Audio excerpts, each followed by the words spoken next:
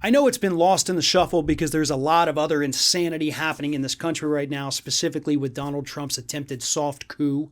But we still have hundreds of children along our southern border in detention facilities that have not yet been reunited with their parents. They don't know where their families are. And according to recent court filings from about 2 weeks ago, it turns out that the Trump administration had actually been hiding that data from the court system, from immigration officials, and from the attorneys trying to reunite these children with their families.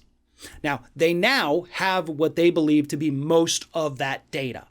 But there was about 648 individuals where the data was lacking. It existed. It was in the government's database, but they refused to give that to the lawyers trying to reunite these individuals, which proves this was never about anything other than cruelty. There was no reason other than to just be jackasses that this administration would withhold that data. After all, we weren't actually trying to bring all these people into the United States, right? They can't withhold it being like, no, because you're just going to bring them into the U.S. and we can't have immigration. No. We were trying to find out where the hell to send the kids. Like, where are their parents? Where did you send their parents? Or in some cases, where'd you send the kids so we can get them back to their parents? We have the parent, we don't have the kid. Or we have the kid, we don't have the parent. The cruelty was always the point. And they admitted this.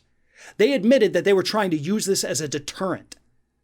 And that is why they suppressed this data, why they didn't want the lawyers to have it. Because if people thought they could come over here and, oh, well, eventually I'll get my kids back, maybe we'll just try it anyway. That is some absolutely illogical thinking, which, of course, has been the hallmark of the entire Trump administration. But as everybody sits down to a nice Christmas Eve, a nice Christmas dinner tomorrow, let's not forget about what has happened during this administration.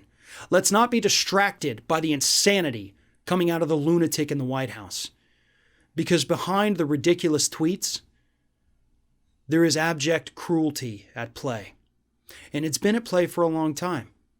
Trump isn't the first president to put those kids in cages. Trump isn't the first president to separate families. Certainly did it to a greater extent than others. Certainly did it for a longer period of time than others. But Obama's guilty here too. Absolutely. Biden is too. He was a part of that administration. He can write this. He can fix it. But will he?